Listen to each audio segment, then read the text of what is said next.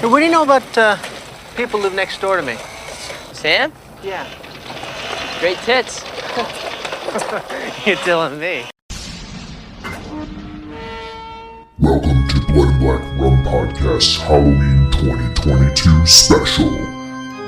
This year we're craving some Cronenberg. We're bringing you Wes Craven and David Cronenberg movies all Halloween season from September to October 31st.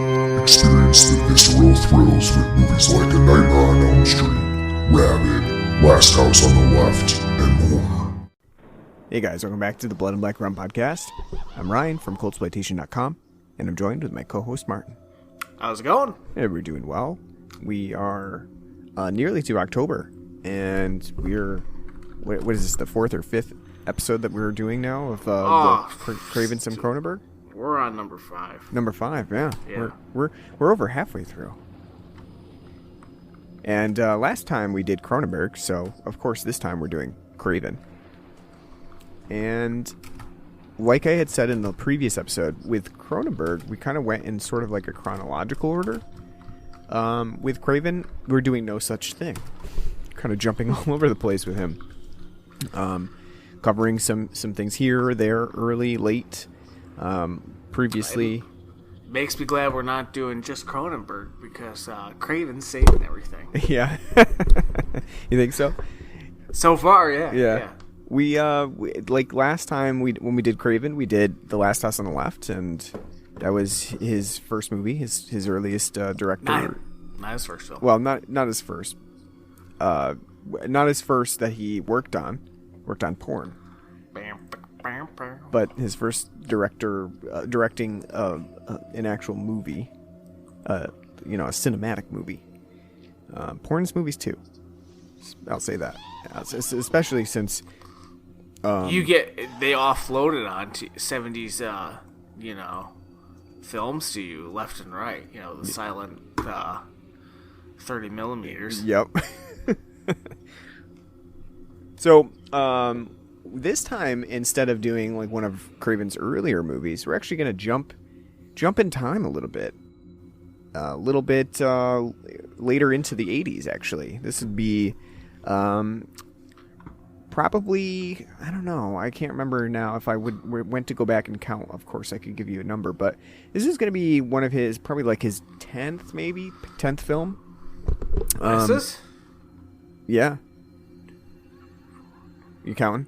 You counting it up? 7th. Oh, 7th. Okay. And he, at this point in his career, in 1986, he'd already had a few big hits. I mean, The Last House on the Left wasn't necessarily a hit for him, but then he went on to do The Hills Have Eyes in 1977, and that was pretty big for him. And then he had a couple of TV gigs. Summer, like in the late 70s and early 80s. TV movies were a really, really big thing. And a lot of times they like to push the envelope a little bit with like the Saturday night horror movie. And, yeah. And generally they were not very good. But they were things to watch. And literally, what else did you have to tune into? You had like 3 stations. Like, what's on the other one? News. All right, guess I'm not watching that. So Wes Craven's Summer of Fear it is. You know what I mean?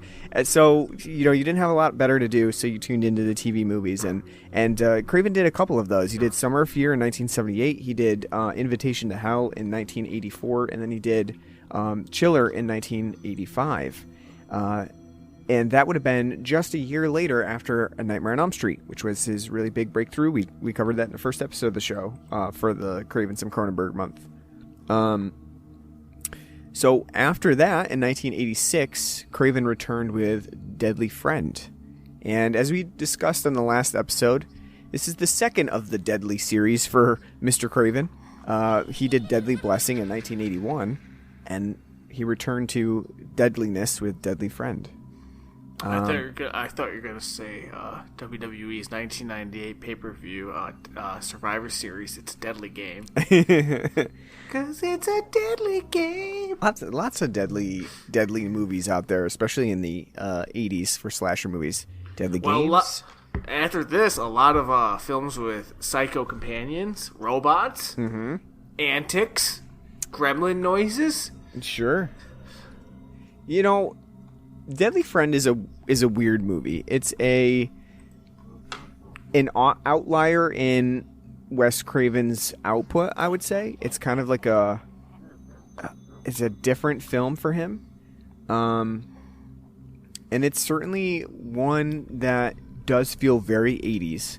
And we'll probably talk about all of the ways that it feels like an 80s movie as we get into the film itself. But you had never seen Deadly Blessing, right? Deadly Blessing. Deadly Friend. Not only have I never seen it, I've never even fucking heard of it. Oh, okay. And you've never seen the memes from Deadly Friend, No. I assume then. Well, I don't traipse Fangoria Reddit like you do. Well, one of the scenes in this movie is kind of like been memed up online, to a certain extent. You know, it's definitely not like one of those like, you know, mainstream memes, but it is something that, you know, has come up here and there, and that you can see sometimes in GIFs. But I actually had never seen Deadly Friend either. I had known about it, of course, and I know about the memes, and I know, you know, the scene that... What's the meme? Do you want... I should reveal it right now? Shouldn't I wait until we get into the movie proper to talk about it? Do we really ever tease? But I guess we'll tease this. We'll tease. We go straight on in. Yeah. Man first. But, yeah, I'd never seen this movie before, which is surprising. Despite having it on Blu-ray for 7 years? No, it just came out like last year. Oh, okay. But yeah, I have had it, but it came out last year. It's not like I've had it for years or anything. But yeah, it's one that I've meant to check out. And it, you know, kind of interestingly too, I feel like my dad did have this on a VHS. I don't remember at all seeing it. The poster artwork does look familiar to me. As I say, not just at your dad's video store, but in general. Because I don't think it's ever been aired on TV. If it has, it's got to be like at the weirdest UHF station still, you know. No, I don't think it's ever like any of the major channels it has aired. I don't think so. But I don't even remember any artwork for it or anything. You know, traipsing about a video store and seeing all the box art, because there's a lot of stuff like Candyman and Ice Cream Man and memorable Powder. There's a joke at work the other day about one of the guys looking like Powder, and I don't remember the movie at all, but I remember that goddamn box art like there's no tomorrow. And when somebody said the guy looked like Powder, I was like, that makes sense. Yeah, he does look like from the box art, sticks out for forever and ever. This is it's not bad box art, but it's it's very traditional mid-80s poltergeist phenomena. Yeah, actually, like the poster that's on IMDb, you really wouldn't know what the fuck this movie's about. It really tells you nothing about what this movie's about. That it's the one where Kristy Swanson's character in artwork is in a window and the curtains are blowing outward. Same one from Wikipedia. That's on there. Yes. And that tells you absolutely that is actually misleading to the film. It really doesn't have anything to do. Oh, it's about a psychic. Yeah, right. Yeah, that's kind of her mystical adventures. And it makes the film look a lot more serious than it really is too. It makes it look like, oh, this is gonna be this is another Nightmare on Elm Street from Wes Craven, very serious. No, it's not. It's not at all. Yeah, definitely a misleading poster artwork on that one. And it probably would be a reason why people would pick this up and then be like, what the fuck? There's a robot? Where does robot come from? That font reminds me of a lot of April Fool's font. Yeah, it poster does. With the table, with the table. Yeah, and yeah, good catch. April. Because there's a lot. I don't think it's directly influenced by all the films that kind of ran through my head while watching it, but this film apes a lot from your stereotypical mid-'80s film. Oh yeah, yeah, it does. If you look at there's another poster artwork, which has Kristy Swanson on the cover, and she has her hands out, and her one hand is peeling away, revealing like circuitry underneath. And I feel like my dad had that VHS because that looks really familiar to me, and it almost reminds me of an Are You Afraid of the Dark episode. Who? Which one? I don't know. I feel like there's an episode of, maybe I'm misremembering. I feel like there's one where a girl turns into a robot or something like that. Paparazzi. I can't remember now. But I feel like it's one of those where like one of them turns into a robot. Okay, let's take a break real quick and talk about the beer that we have on the show today. We went different today. We didn't get just another Oktoberfest where we could talk about, yeah, it's pretty good. It's malty. Tastes like fall, which is pretty much what all of our rundowns of Oktoberfest boil down to. Today we have something a little bit different. And to be honest with you, it is not a beer style that I am generally a big fan of. The actual, like the genre, I don't know what you call it, the overall genre style of this beer would be considered a pastry stout, which is fine with me. I like pastry stouts. I don't, however, like specifically peanut butter pastry stouts. Now, and that's what we have. Here's a preface to that. Ryan lived his sad, pathetic life for 32 years thinking he had a severe peanut allergy like his father. It's not true. So, he, unlike us regular human beings who can sit down and be like, oh, Reese's, how delightful. Snickers? It's like a Milky Way with the nougat and all, but made better by the nuts. Hasn't had that joy until recently, so he's a curmudgeon of an old man, you know, set in his ways, thinking that peanut butter is poison when it's a delightful little treat from God. Do I like Werther's? Absolutely. Do I enjoy... Stop. I'm going to cut you off right there. How dare you compare fucking butterscotch to peanut butter? No, well, I'm just saying you call me a curmudgeonly old man. I'm saying, do I like Werther's? Absolutely. Do I like those little caramel chews that you get like for Halloween that you normally boil down into caramel? Yes, I do. Give me all of those. I'll stuff in my mouth, and then what about those little extremely thirsty? But what about those nice strawberry hard candies that turn into like jelly as you suck on them? No, don't really enjoy those that much. Oh, so I don't know anybody that really enjoys those. When they throw those at you at the parade, you're like throwing them back. You're trying to get them back in the truck. Well, how about candy corn? Yeah, I do like candy corn actually. Yep. Not like I'm not gonna go, wholeheartedly to the bowl and be like, I'm cleaning this bowl out. I fucking love candy corn. But you should, because you know what? The person who has that whole bowl of candy corn is literally putting it out there for people like you to be like, yeah, go ahead, take the whole fucking thing. That's true. And rid me of this sin. With candy corn too, like I find that my interest in it wanes over the course of the season. So, like when it's first turning fall and Halloween, yeah, I'm going for the candy corn. And then as it starts getting further into Halloween, I'm like, I'm kind of done with the candy corn.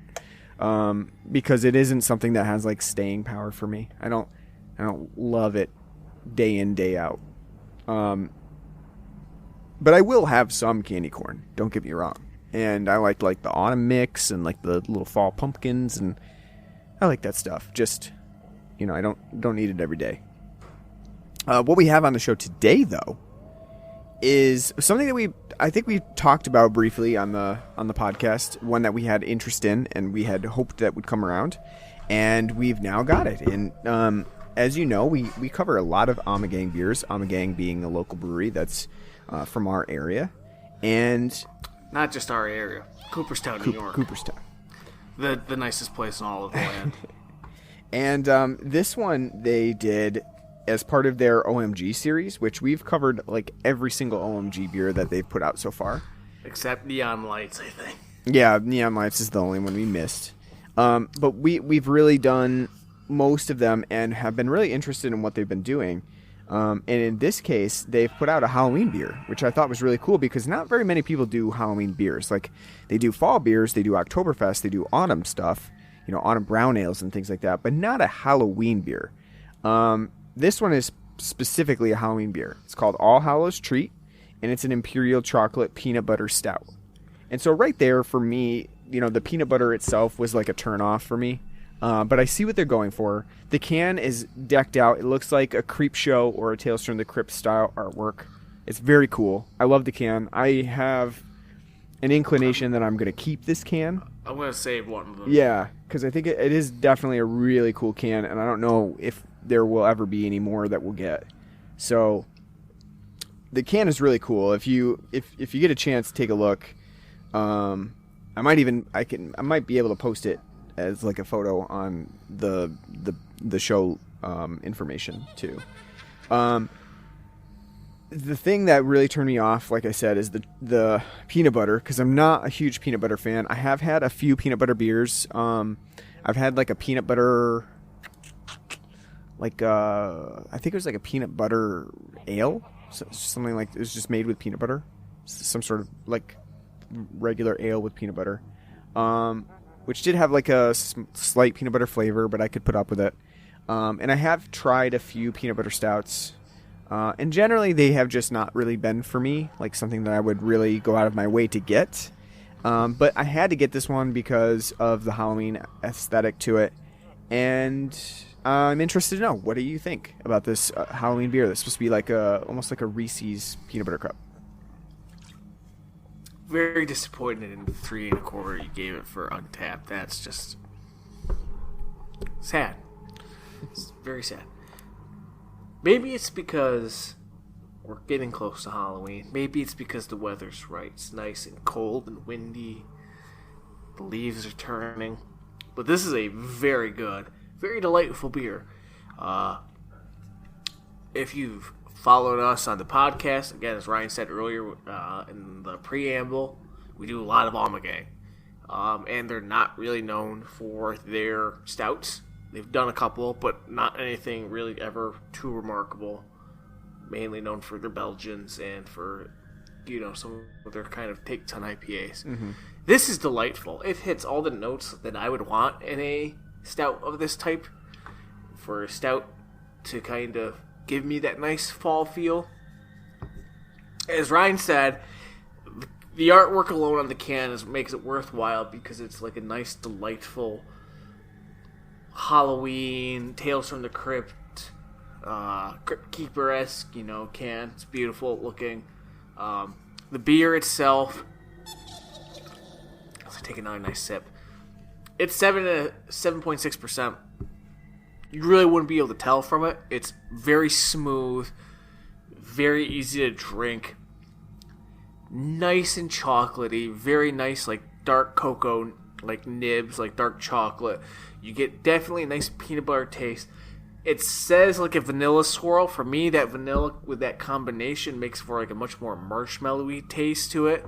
Almost like a nice chocolate peanut butter cup s'mores. Nice little bits of like kind of graham cracker too. This is great. This is what I would want to have on a nice cold night, sitting by the bonfire, talking to friends before COVID about things you can do by a bonfire. I like this a lot. I think this is like a top tier, not just chocolate peanut butter stout, but a stout in general. It's very good, smooth. The mouthfeel on it's nice and silky. It's easy to drink, even for being an Imperial. The chocolate, the peanut butter, the vanilla, the marshmallow, graham cracker, all combines into one delightful treat. This is a top tier pastry stout. And we've done a couple of them. So yeah, I would say if you have this in your area, definitely check it out. Even if you don't like it, get it because the cans look fucking great. Yeah. You can have it as something, it's like a little knick-knack on your shelves. So yeah. Like when they're like, hey, what's this? And you're like, well, I have a Halloween beer for you. True. I like it a lot. So it's a shame that you've been stolen of, a joy of peanut butter. Because even the peanut butter on it's not even that not even really that strong. It's more chocolatey. It's definitely a lot more chocolatey and more like kind of marshmallowy than it is peanut buttery. Yeah. So I do like this beer. I think that it's a pretty good beer for what I would consider, from a peanut butter stout. I think that the stout itself has a really great base to it. Ommegang does make a good stout, and they don't do it often, but they do have a couple stouts that they've made. And the chocolate does come out a little bit here too. It's just a very rich beer. The peanut butter is mild. You're right, and I think that does make the difference here, and the reason why I am able to put up with it, because I do still taste it. Like I definitely do still get a lot of that peanut butter, and that definitely is a me problem. That comes from me not having peanut butter for most of my life, and now anytime I do have peanut butter, like even if it's just like a very small amount of peanut butter in something, I still taste it. I can still tell, like I know immediately, and that just has to do with not ever having it, and so it just stands out. So it's a me problem, but I do think that this is a pretty good beer on its own, especially for people that do like peanut butter. I think they're going to like this as a peanut butter stout. Like I said, I haven't had a lot of peanut butter stouts, so I can't really say, is Ommegang doing this style like particularly well as opposed to someone else. But I do think that they've done a really good job with crafting this and attempting to like replicate what a traditional Halloween candy would be, because obviously this time they're going for Reese's peanut butter cups. I would like to see like next year that they do like All Hallows Treat Part 2 and they kind of go with like a different Halloween candy. I think that would be a really cool idea. Mr. Goodbar. Mr. Goodbar. Who wants that? You know what? I know people at work that love Mr. Goodbar, and that's why I said, like, really? You know what? That's the only time you see Mr. Goodbar is when it's Halloween. And right, because they try to like stuff them into the bag with like because Halloween candy is super expensive, so you always get like the pack, and the pack is kind of always stuffed with. It's got like some good stuff in it, and then like there's like 1,000 Mr. Goodbars in there too. It's like as much as I love crackles, it's a far less candy compared to Crunch Bars. Yeah. I'm not even huge fans of like the Crunch Bars in general. Well, you just don't like crisp rice. I do like crisp rice. I don't know why I'm not.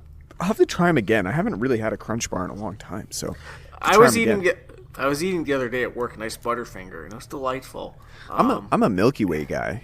And you're wrong because a Snickers is better. It's a Milky Way, but with nuts. As I'm eating the Butterfinger, though, which it's good, but it's like flaky and falls apart too easily. All I can think in my head is like, why did they ever get rid of Butterfinger BBs? Just bring back fucking Butterfinger BBs, you sack of shit. You know what I want to see next year from Ommegang? All Hallows Treat Junior Mints. Is Kramer gonna be on there? Yeah, right. But they're sweet, they're juicy, they're minty. I am serious though. I would like to see like next year they do a new one, right? Like they do like a sour apple. Yeah, do a series of like this is what makes us think of Halloween candy or Halloween treats, and they do like a series of these. I think that would be extremely cool. Kind of set them apart from some of the other breweries that really don't do anything with Halloween. The only other one that I know that does like a really big thing with Halloween is Ingenious, which we don't get, which is in Texas, and they do the monster cereals. Oh, I know. When you posted that did make me. Isn't that awesome? Like, they do. I know it's awesome. They do all of the monster cereals. I would say because we get around here, like the Warheads from artisanal stuff that makes you reminiscent, but like the Frankenberry and the Count Chocula and the Blueberry, like as beers that I mean I'm not a fan of any of those cereals. I think they all taste like dog shit, but. Which, by the way, the other day at the store I saw them all except Yummy Mummy. Yummy Mummy's not out this year. I saw the Blueberry. They only did Fruit Brute this year. I didn't see Fruit Brute this year. Yeah, Fruit Brute is the one that they're doing this year. I don't know why. Like, what was it about Yummy Mummy that they didn't want to bring back? Was it just like too much to handle to do both of those series at the same time? Nothing will ever be like 15 years ago when we're walking down the streets of Gloversville, and you see in the street as like Halloween's rolling up. This is like early September, and you're like, I think as we were going down to back when it used to be Gianna's, a box of Captain Crunch Halloween, and it was all ravaged in the street, and you're like, who would do such a thing? Yeah. You're like, I've been looking for this all year, and I can't fucking find it. Like, it's just an empty box just lying in the street. Yeah, I do remember that. Unattended. Traumatizing. And then we went to the bar and waited 2 hours to get a drink. It's great. Yeah.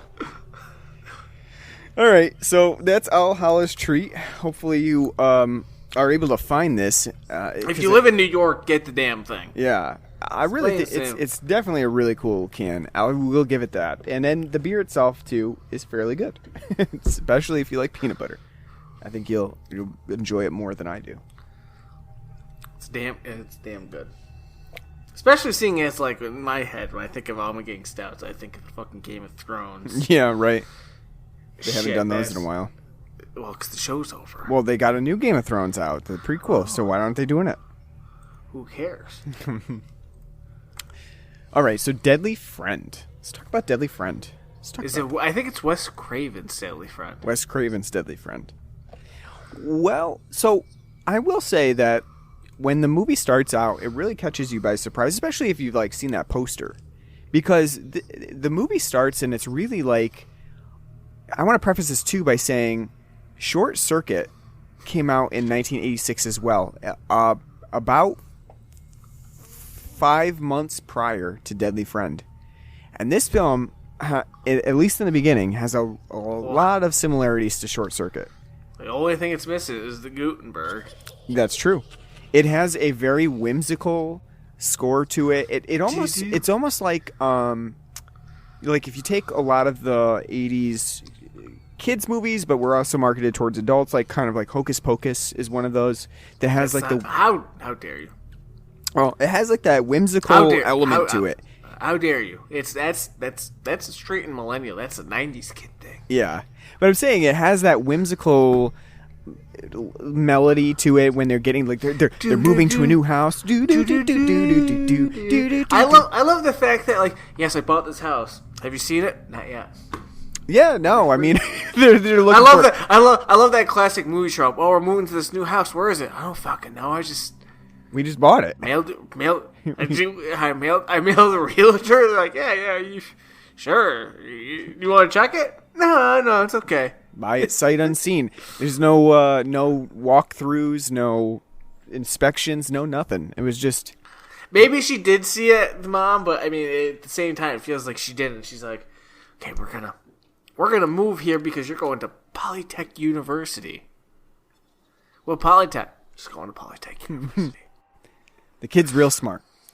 Yeah, Paul is real smart. And as you said, which I think is a pretty apt comparison, he is a lot like a Fred Savage. Fred or a Ben Savage. Yeah, more like Fred, I guess you're right. Yeah, more like Fred Savage. And you said John Mayer. And I guess I could see that, like a young John Mayer. And also similar to the main character from Gremlins. And you're... Wow. What? You're just going to say from main character from Gremlins and not say his actual name? Yeah. Say his name. No. Why not? Because I don't remember it off the top of my head. Zach Galligan, sorry. You fuck. Zach Galligan.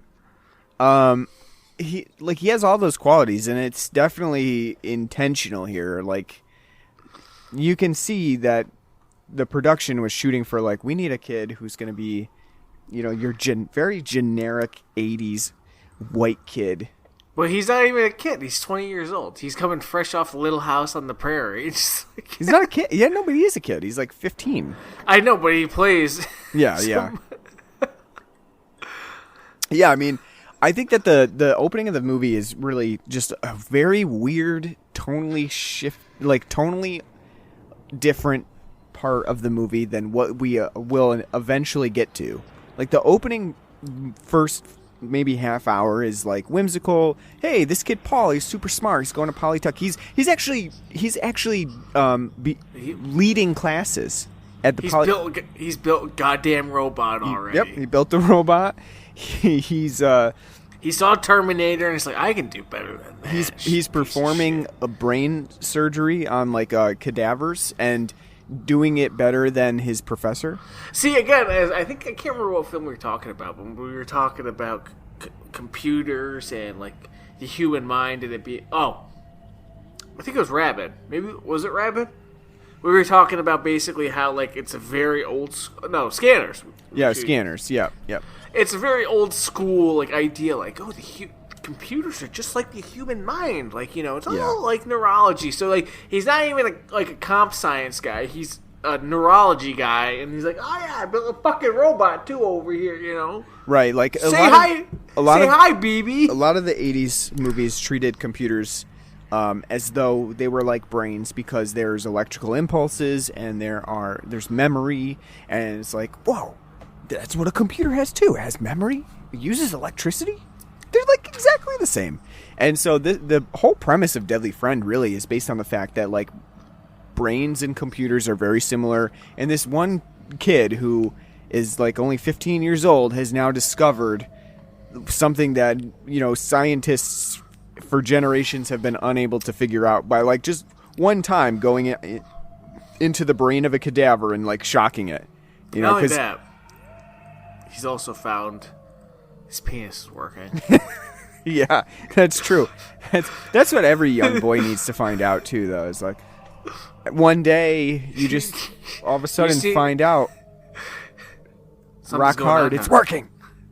You just need to play the music from the episode of South Park where Jimmy keeps getting boners in front of people, and every time he does, you hear the little bell ring like ting, like like as he's working on like BB, just be like, oh, he sees Sam, ting, like, oh yeah, Kristy Swanson as Sam. She comes out in a very nice. It's not a sweater at first, right? What's she wearing? Like a it's an 80s sweater. 80s sweater, yeah. And those, her breasts are definitely just prominent in that. And it's funny because you as the viewer recognize it, Paul recognizes it because you see the instant boner occur and the blood rush to his face. And that whole meet cute is like exactly very 80s because they have like this very awkward interaction with each other. Where Paul's like, hey, do you want to come over sometime? And she's like, yeah, maybe later. And he's like, no, how about right now? No, she's the one that's like, hey, can I come over? Because her dad is now that's true. Beats that's true, her. Yeah. And she's like, hey, my dad beats me. Can I come over? And he's like, I don't know. And like she's like, can I come over? And he's like, you got nice boobies. Yeah. Sure, come on over. And that's what Paul's eventual friend Tom says too. I know, like, oh, have you met Sam? Yeah. Isn't she cool? Yeah. Nice tits. Great. He says great. And Paul's like, yeah, they are, aren't they? Very kind of awkward, especially as Kristy Swanson was only 16 here in this movie. But I know. Usually they like upcast, like you always use like a 30-year-old, but that's what they chose for the men. And then here it's like, oh. Yeah, a little creepy for sure. To have like that dialogue and to have Kristy Swanson still being underage, but the in whole, some states, and so it wouldn't be an 80s movie either without having, as you said, the alcoholic abusive dad, because that's a very big thing. That's trademark. This time, alcoholism didn't show up until Reagan showed up. So this time, coincidence. Yeah, this time Wes goes a bit further though. He's almost a pedophilic, alcoholic, abusive dad. So it's hinted. Yeah. It's very, very because like he's creeping into a room at night, and not only that, but like the whole element of being so protective. Yeah, like coming over to somebody's house and like she needs to come home right now. That's all very hinted at, but it doesn't go into it in detail. And the other thing that you really need in an 80s movie like this is the punks that are just driving around with their bikes. And this one has it as well. Random leather-clad asshole straight out of Fist of a North Star. Just like... And I was really kind of not sure how old these guys were supposed to be, because they all look like they're about 35 years old. But they're heckling 15-year-olds. I was a little bit confused about this part of it. I like the main one with his fucking bangle earring that he's got, basically. They're just... And these are all very, Stephen King tropes, too. Because, No, it is. There's a lot of, King, stereotypical King tropes in this. Like I said, this film is, the perfect encapsulation of, mid-'80s filmmaking and storytelling. Because you're right. A lot of this you could think I'm watching it, but this time it's in the 80s instead of the 50s, Mm-hmm. Or again, like I said, the whole beginning of it is very short circuit. It has BB, this robot that Paul's built, that kind of tags along with them. They even you know what? It's also very similar to E.T. in parts. They have Halloween night where they go trick or treating and BB kind of tags along. It's almost like E.T. tagging along on Halloween night. And he gets blown up on Halloween night, but it has this very weird short circuit kids movie style thing that's going on at the beginning that kind of belies the real nature of this movie and is very, I don't know, distracting from the actual horror elements that are supposed to come later. I think it's very tonally jarring, especially when Sam has that dream where her father comes into her room and she ends up smashing the flower vase and stabbing him in the heart with it, and it's just blood pouring out of this flower vase all over her. It's a hilarious scene because he's doing it on purpose, just bleeding all over her face. So do you want me to kind of spoil this part for you or no? Sure, yeah. Okay, so originally, because I for once did my homework, or I didn't. I actually watched the extra features and read into it. Originally, Wes wanted this to be more focused on, the romance. He wanted it to be more based in reality because he wanted to prove he could do something besides horror. When Warner Brothers found out that, Wes Craven does Wes Craven things, they rewrote the script, made him reshoot shit, and ended up adding a bunch of horror, bloody nonsense because we got Wes Craven. Mm-hmm. So that's how the tonal, jarring came about. So you're saying those short circuit style elements was what he initially intended to do? Yes, it was supposed to be like that, which definitely makes sense because for the first, and even so, some of those things are shoehorned in, which definitely makes sense that it could have been shot later on. The whole dream sequence is just shoved in there for no reason. No. So what happened was originally that first dream sequence was in there. And then it got the best reaction in screenings, and they said, we gotta do fucking more of that. And so they went back and, I guess that's probably one of the reasons why we haven't really ever heard of this film or anything, because Wes has kind of disowned it from what, the Shout Factory, Scream Factory, Blu-ray, the interviews and stuff I was reading, because he wanted to do something more like Carpenter with Starman, try to branch out and do something different. And they kind of saw, hey, we got fucking gold here with Wes Craven. Let's fucking go.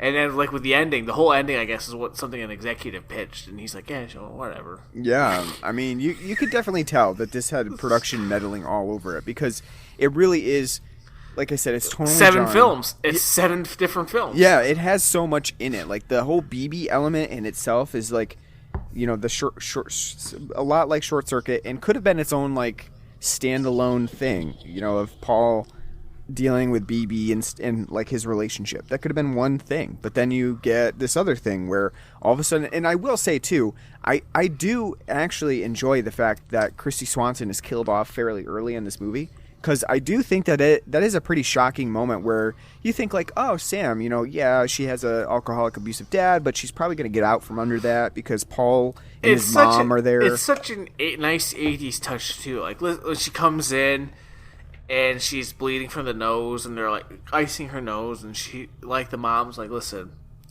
your dad beats your ass, doesn't she? Well, she tries she- she tries to and do it she's- very, very and she's- nonchalantly at first. And then she's like, well, I know, but she's like, listen, I don't mean to pry, but your dad gave you this bloody nose, right? And she's like, no, I just get him all the time. And she's like, your dad whoops your ass, doesn't she? You know? Yeah. I seen him. Actually, the one night I was trying to go to sleep, and he threw a roundhouse kick and kicked you 5 feet across the room. Like, but I don't want the cops to get involved.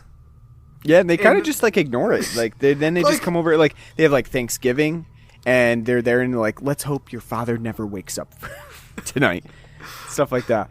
And they kind of ignore it, and I guess that's kind of interesting too. That the film doesn't really ever bring it up, but like, are they culpable too? Because they didn't. I mean, really, by modern day standards, absolutely. yeah, they didn't do anything. They didn't. They knew about it.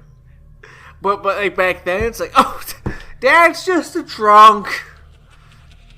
Like, I mean, and that's not our business. Listen, Yeah, if Dad wants to slap her around after a few Budweisers and Johnny Bootleggers, it's Dad's business, not our. That's where you'd add the laugh track and have like Mom say, "Well, it's not under my roof," something like that. Oh, it's so funny that domestic abuse happens next door. Do you think every time he slaps her, you hear like Tiffany's? I think we're alone. Yeah, now. right. I mean, I think that the dad does a pretty good job of being like extremely like he's over very the top. Very Clint Howard. Yeah. He has a like that very like extreme ruddiness too. Like he just ran 8 miles and then sweating profusely over her. If you're drinking Bud Heavy like that, then yeah, you're gonna feel like shit. But I do. I mean, I think that is a surprising moment. Like, you don't think that Sam's just gonna die right then and there, and the film kind of throws it at you. To be fair, it's one of them. I feel bad for saying it, but it's fucking hilarious because when they're getting into it at the top of the staircase, he's like, "Where do you think you're going? You're a grateful bitch," and then just fucking hits her, and then she goes tumbling ass over tea kettle down the stairs. And what makes it funny is like. The stock sound effect that they use for him, like, literally just, like, punching her right in the fucking nose, and then his face as she goes tumbling down, like, oh. Yeah. And I feel bad, really, for laughing at it, but I laughed for fucking... I had to pause it. Like, I was laughing. Oh, man. I mean, I think they did Kristy Swanson did a pretty good job, too. Like, when she hits the wall, like, something's really wrong because she does, like, that, like, little twitch thing. She's like, it's not like just like, oh, yeah, okay, it's not like, okay, yeah. It's not like in the movies where like they are immediately okay. They're like, dazed, but they're like, did I just fall down fucking 20 stairs? No, I'm all right. I like too that everyone knows in town that Dad's drunk and abusive, and they load her up in the fucking ambulance, and he's like, fucking fell down the stairs. I don't know what to tell you, and you're like, I told her to move her toys from the stairs. I guess Dad's right. Yeah. Yeah, and there's that whole time where they're supposed to turn off the life support at 9 o'clock, and her dad actually wants to turn it off earlier than that. I don't know, it's like 3 minutes to 9 or something like that. He's like, you might as well just turn it off now. And the doctor's like, what a waste, and turns it off. It's kind of a funny scene. I just like how like the doctors kind of treat her like it's not like she's not like a person. It's more like what a waste of the human body. But what do you think about the whole turn that this movie takes? Like probably I don't know, what is it, like 30 minutes, 40 minutes in, where after Kristy Swanson dies, it becomes like you said, welcome Weekend at Bernie's. Where they have to go get her body from the hospital morgue after she actually has, died, and bring her back home and implant a, it's basically like a chip that was in BB before BB was blown up. And they implant it into her brain and basically gives her power with, this computer chip that is supposed to make her, a living, breathing human, but instead basically just makes her into a human robot. I liked it because I think it's a nifty idea. Obviously, that would tie in, especially after we get to see poor BB get shot up by a shotgun by the irreplaceable Anne Ramsey. I get like where they're going from there. Like, so they're like going like Bride of Frankenstein kind of route. Mm-hmm. Tying in this, the computer analogy. But I don't think we really get to see enough of what they could have done with it, because it ends up being just, more Frankenstein than actual involvement with everyone.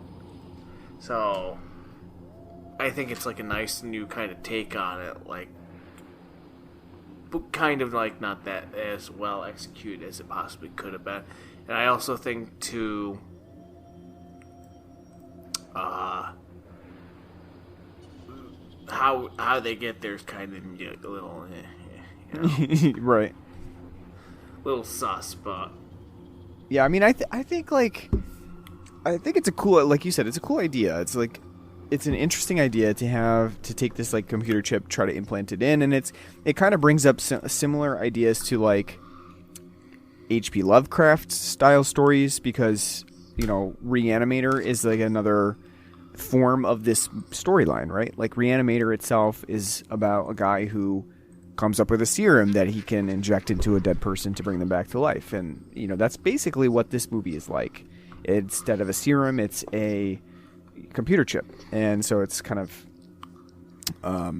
it's literally just missing either Fred Gwynn or John Lithgow going dead embedded.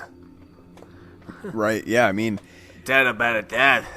It's definitely like got all of those elements to it, Pet Sematary elements, bring the dead back to life, and there's a whole part about, and within Deadly Friend, where you could see Paul really just can't give up the feeling that he needs to save Sam, and like he can't do it. He's got his first boner. He's got to.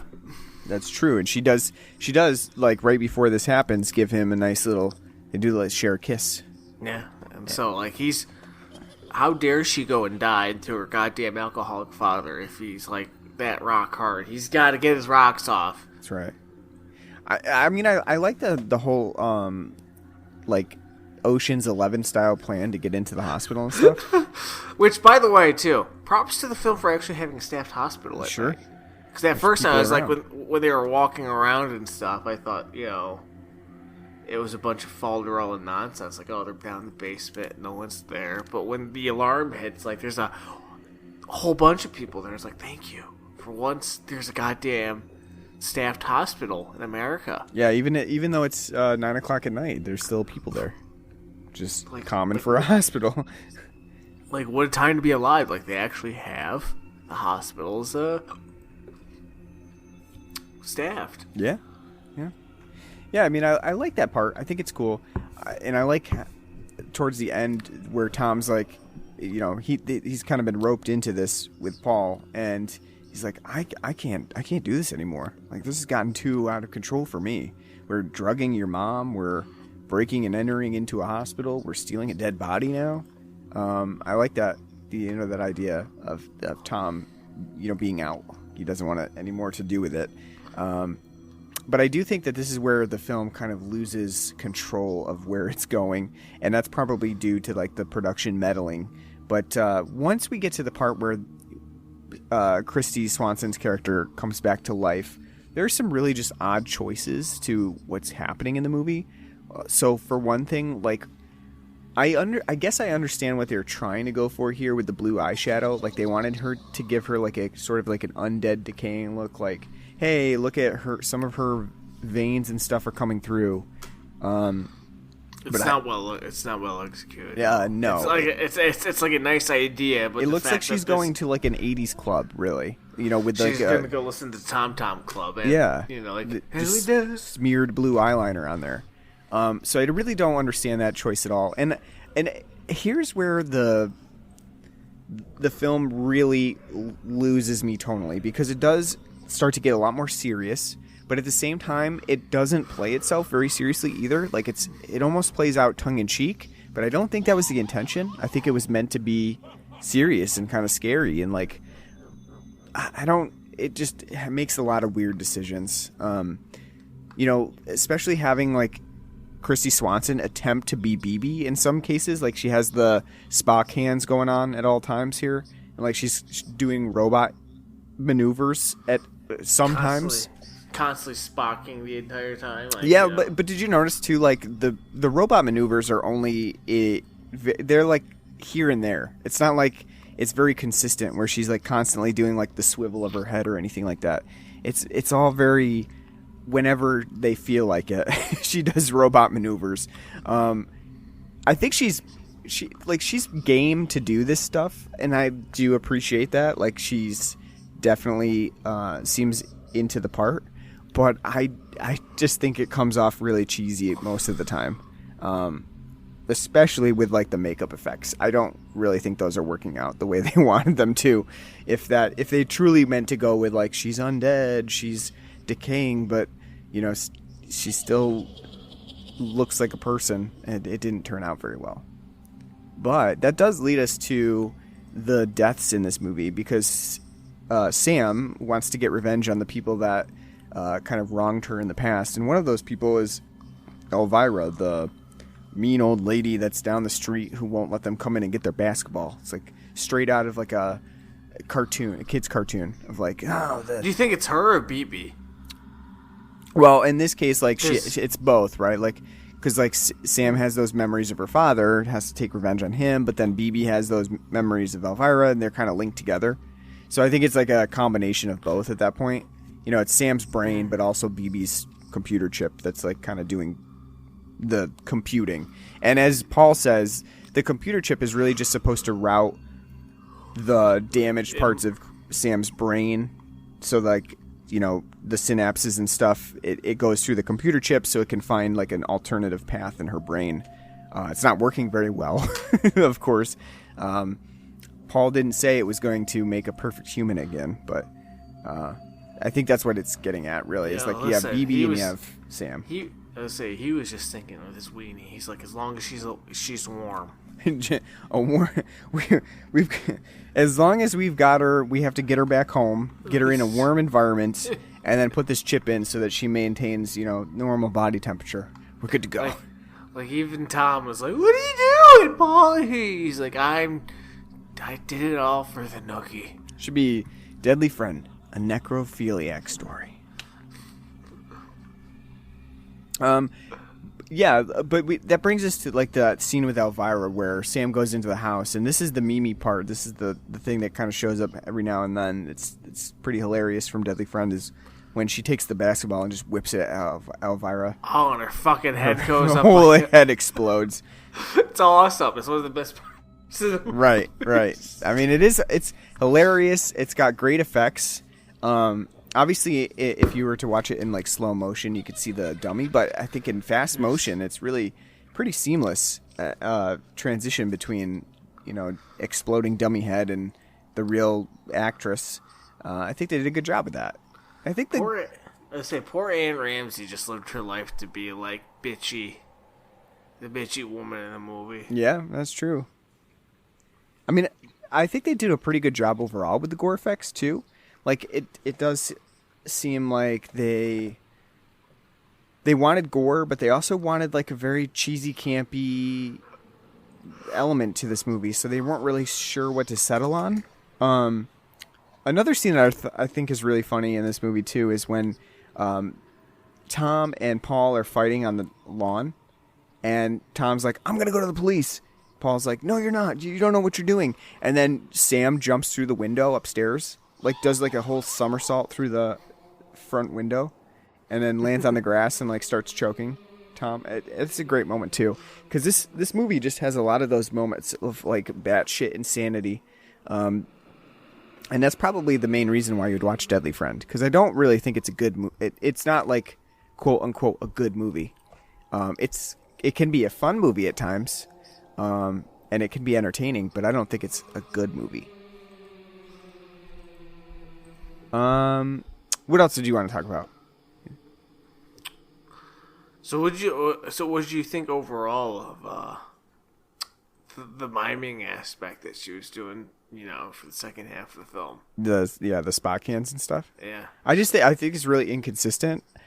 Like I said, I think she's she's game to do it, but I don't even know if it's really a failing of Kristy Swanson. I think it's a failing of production to say, "Hey, do this through the whole movie." I think it's just kind of stupid, because I guess apparently allegedly they had she learned from a mime. They had a pro mime on set. Yeah, I did see that. I did see that in the credits. It says like trainer for Kristy Swanson's miming or something like that.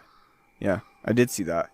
I think it's really inconsistent, and I don't see that it's. I mean, I guess it was necessary because towards the end of the movie, you do see like Sam, BB, whatever you want to call them. They look in the mirror, and she sees herself, and she sees like, oh, I'm not BB, like I'm not the robot, and so it's like, oh, she's been acting like the robot because she thinks she's the robot still. I get that. I think that the miming was probably a little too much for this movie. It unnecessary. But yeah, I don't know.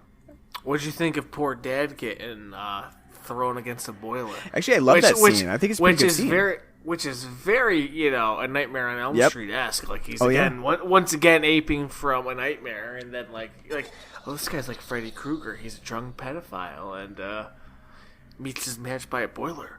Yeah, I like that scene. I think that's pretty cool. Like it's got a nice element to it down in the boiler room. You have the hot from the boiler, so it's kind of like another atmospheric element to it. I like that. I think they did a good job. And then I like how Paul comes in later on and he's just like, well, I guess I'm throwing him in the coal mine there. It just acts like it's pretty normal Friday night. Shoving him down there. Yep. What did you think of any of the music in the film? It has the first part of it is very whimsical. The second part has more of like the traditional horror element to it.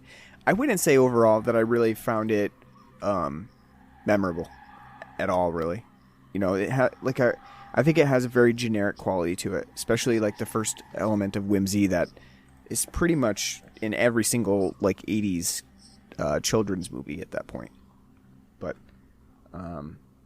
just not memorable. But yeah. No, you're right. It's very. I was just say it's very like muted because there's a lot of parts where you'd expect like when there's like little fist fights getting between Paul and Tom, you would expect like a dun dun dun, dun kind of like, and they just let it go without any music. It's very simple, like synth beats. There's nothing really that stands out.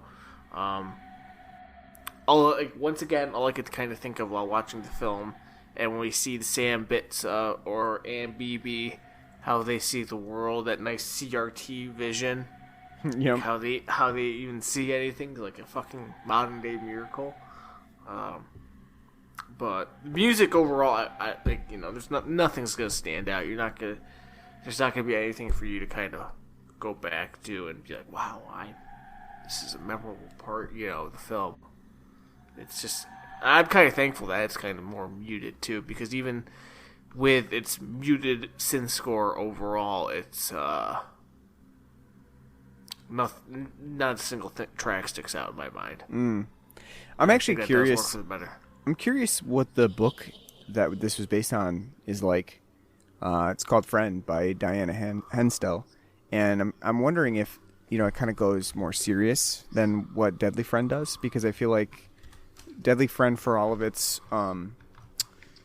it does have seriousness towards the end, especially like with Sam dying and stuff like that, but I wouldn't call it overall a very serious movie. It sounds like Friend is more serious and kind of tragic than what Deadly Friend actually shows us. So I'm interested in that. The other thing that I'm curious about is what you thought about the end of the movie, where it turns like they give us almost what seems like a dream sequence, where Paul goes back into the hospital again, getting Sam's body, and she's actually like kind of decays into a robot, and that's where it ends. What do you think about that? I know, it's like the weirdest fucking ending, and then you get the beep, beep, beep, beep, beep, beep, which I guess that whole ending, too, with her turning into a robot is more studio meddling. The executive suggested, like, well, what if she turns into the actual robot at the fucking end? Yeah, you said that was like a production thing, right? Like a producer came up with that. That wasn't actually, that wasn't in the script or anything. Like, that was pitched, and they had to go, yeah, sure, okay, whatever. Yeah, I mean, I think it's pretty ridiculous to end it on that note, and it does seem like a dream sequence. But I feel like whoever came up with that idea was like had seen A Nightmare on Elm Street, and they're like, oh, that ends on a sting, right? That ends where it seems like it's a dream, but it might not be, and let's do that here too. And so the only thing they could think of was to turn Sam into an actual robot. It's very silly, but that's production for you. That's when people with the money make the decisions. That's what you get. And that's pretty much all I got about Deadly Friend. I mean, it's kind of a fun movie. It's kind of a stupid movie, and overall, I found it to be kind of long, even at 90 minutes. But I guess we'll leave that to the rating. So on a scale of 0 to 10, lock-picking scenes with BB, what would you give Deadly Friend? I'll give it a 7 out of 10. I actually thought this film was pretty fun, despite the fact that it's incredibly schizophrenic, that it's totally deaf. Kind of understanding some of the production history kind of makes it, more tolerable to kind of understand. It's a fun little romp. It's like the weirdest mix of A Weekend at Bernie's, Weird Science, Short Circuit, Nightmare on Elm Street mix that you're ever going to get in your life. But it's fun. It's definitely not offensive. There's nothing groundbreaking. The ideas are kind of cool, but just, they don't get the chance to kind of be anything more than they are. And like I said, because of what they are trying to do and kind of some of the meddling in it, I definitely find it, a much more, forgiving of a film. It's enjoyable enough. The horror effects and gore in it are, though not being the main sticking point of why you're supposed to be watching the film, are very enjoyable and well done. I think overall it is pretty well acted throughout. Obviously, I would say that Kristy Swanson is the star of the show. She does a very good job in her first major leading role in the film.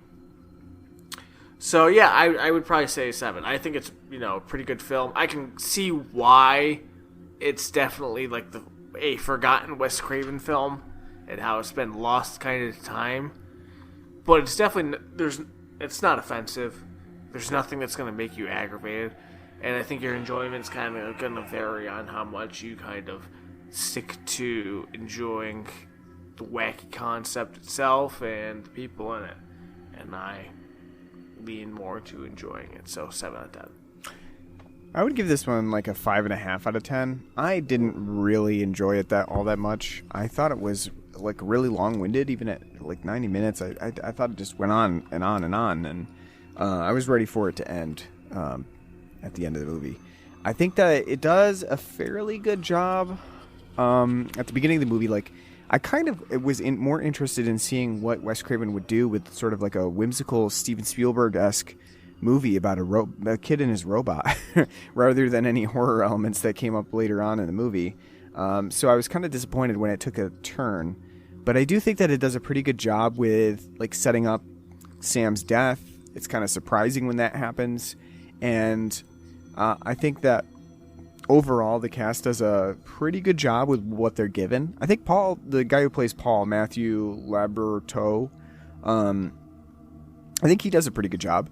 And I like the guy who plays Tom too, Michael Sherritt. And the mom, Ann Toomey, is really good too. I think Kristy Swanson does a pretty good job, especially when she's, normal Sam. I think they went a little too far on directing her when she was like Robot Sam, and I don't think the mime was needed. That seems like the mime needed a job, and someone was like, "Hey, we've got a job for you. She's playing a robot in this movie." It's like, I've got this. I'll teach her how to do a robot. Spock hands. But other than that, I mean, I think that the film is overall pretty well done. It's pretty well made. It certainly shows that Wes Craven had a budget at this time and knew what to do with it. And it has some pretty good gore effects, but I just think that overall storyline isn't really that interesting. It's been done quite a bit better in other stuff like Reanimator. And I just want to see a movie where Wes Craven makes a love story that he wanted to make instead of being forced into doing things by production. I don't think this is one of his better movies. I think it's fun enough, and I think the fact that it's kind of the oddball in Wes's filmography, makes it enjoyable. Yeah, I could see that. Because, I mean, even though it's the failed Starman, which, again, that's a Carpenter film we haven't done yet. But, I mean, even though, it's the failed Starman of, his canon, you can see where he's kind of going and, how it kind of went off the rails. That doesn't affect my enjoyment, I still think it's, Though there are times, I agree, where the film does feel interminable, like you're watching a 2-hour film instead of a 90-minute film. Mm-hmm. I do think it's, again, a harmless enough romp to where, is it Return of the Living Dead? No. But, it's got, elements of it that you can find, to be enjoying. Yeah. All right, so that what that means is we finish another Craven movie. We're back on the Cronenberg train next week. You're sighing. You're not the fan of Cronenberg that we were hoping you'd be from this. I was hoping too, but you know what? All his films are such a. Well, Scanners wasn't bad, but it wasn't. I don't know how people sit down and I gotta fucking watch this movie. So let's see if fucking Videodrome. That's his biggest, so let's see if Videodrome's gonna be finally the one that's gonna make me be like, this man's a fucking genius. I think you'll like it. I definitely enjoyed this one. This is one of my favorite Cronenberg movies ever since I saw it back in college. And I am hoping that you enjoy it. And I'm hoping that I enjoy it again, because I only saw it that one time, so I really, it would be a surprise to me if I watched it again and be like, that was terrible. I didn't like that at all. I think it's mainly because Rabbids left such a bad taste in my mouth because, it's such one of the most pedantic pandemic, zombie films ever. Yep. With the fucking goofball, goddamn alien xenomorph coming out of your armpit to infect you.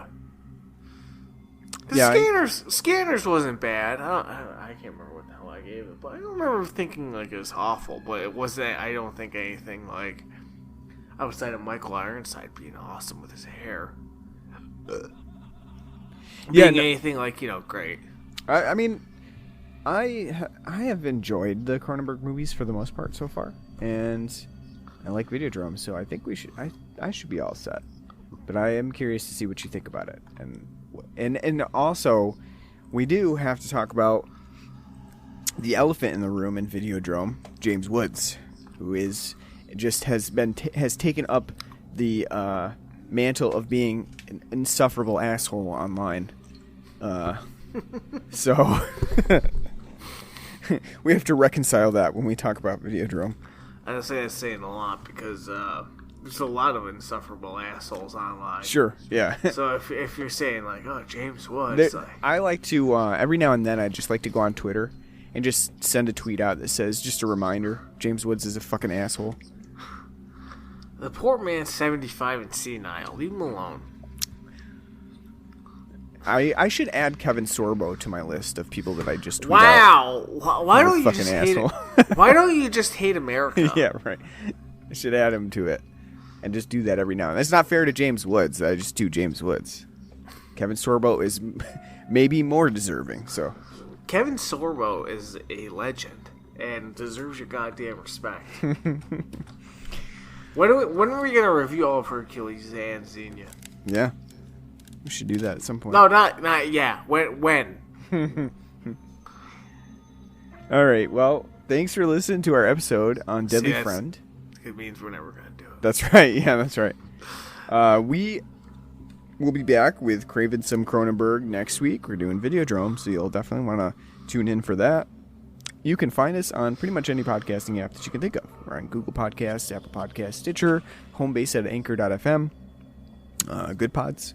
And you can leave us a nice review. That always helps us out with the algorithms. We are on Facebook and Twitter. Just search for us on there, Blood and Black Rum Podcast. We do have an email address at bloodandblackrumpodcast@gmail.com where you can write to us. Let us know what you like, what you don't like. Any movies that you want us to watch, and we'll definitely take that into consideration. And we also have a Patreon page at patreon.com/bloodandblackrumpodcast where you can donate to us, and we'll put that back towards beer. So thanks a lot in advance. Anything else you want to add before we close up shop?